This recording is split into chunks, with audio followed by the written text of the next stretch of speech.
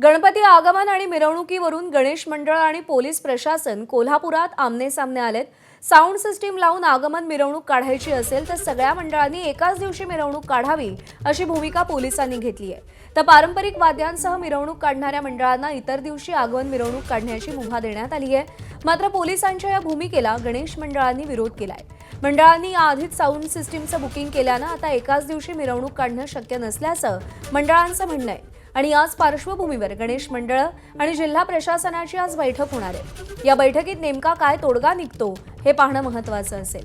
Police प्रशासन गणेश मंडळांना काही सूचना करणार आहेत। त्याचबरोबर गणेश मंडळांचे प्रश्न देखील या बैठकीमध्ये समजावून घेतले जाणार आहेत। जिल्हा प्रशासन ज्या सूचना करतं त्या गणेश मंडळ मान्य करतात का हे पाहणं महत्त्वाचं असेल।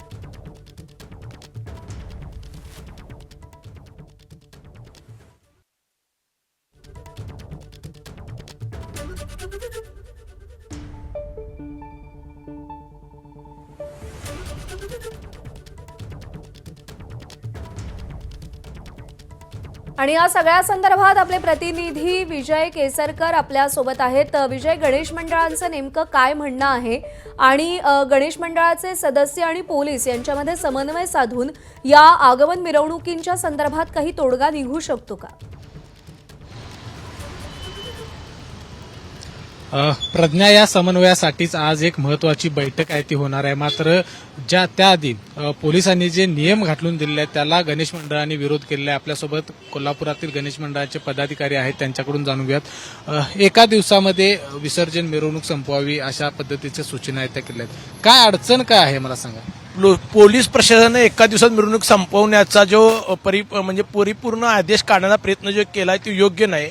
कारण कोल्हापूर शहरामध्ये 2010 पूर्वी मंडळांची मर्यादित संख्या होती। आज ती संख्या तिप्पट झालेली आहे आणि तीच मंडळ एकाच मार्गावरून एकाच वेळेला मिरवणुकीला आल्यामुळे मंडळांनी वेळ लागतो। हे पोलीस प्रशासनानं समजून घेतलं पाहिजे। 100% प्रशासनावर ताण येतो, पण यापूर्वीच्या पण जिल्हा पोलीस प्रमुखांनी इथं मिरवणूक यशस्वी केलेल्या आहेत। मिरवणूक यशस्वी करताना काही पोलीस प्रमुखांनी बिगर काठी लाठीच्या मिरवणूक यशस्वी केल्यात। पोलीस प्रशासनानं मंडळांना विश्वासात घ्यावं आणि मंडळांना सांगावं, हे तुमचा उत्सव आहे, तुमचा गणपती आहे, तुमची मिरवणूक आहे, तुमच्या शहरामध्ये मिरवणूक कशी पार पडायची तुम्ही ठरवा, आम्ही तुमच्याबरोबर आहे। असा जर प्रस्ताव मंडळांना पोलीस प्रशासनानं दिला तर 100% कोल्हापूरची मंडळं पोलीस प्रशासन नियमाप्रमाणे मिरवणूक यशस्वी पार करतील आणि 100% प्रशासनाला सहकार्य करतील आणि ती भूमिकेत राहतील सहकार्याच्या।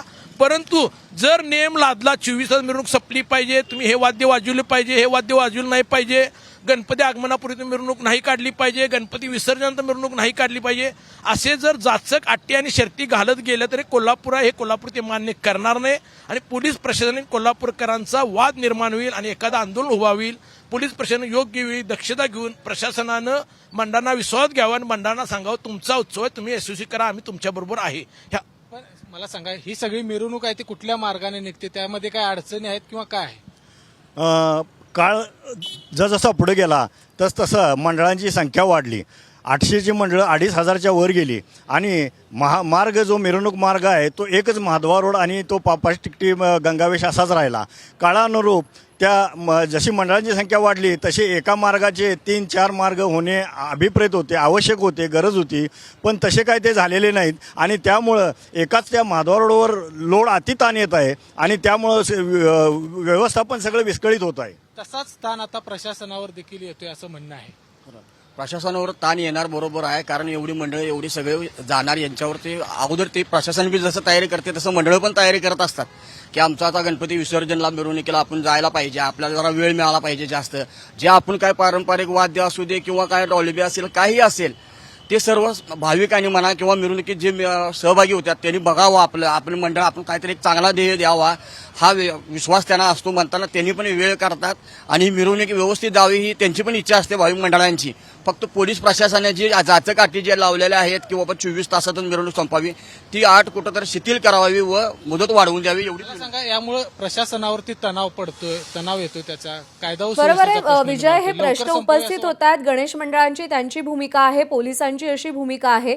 अपेक्षा आहे की समन्वय साधला जाईल आणि सुवर्णमध्य काढला जाईल या संपूर्ण समस्येवर। तुर्तास धन्यवाद दिलेल्या माहितीसाठी।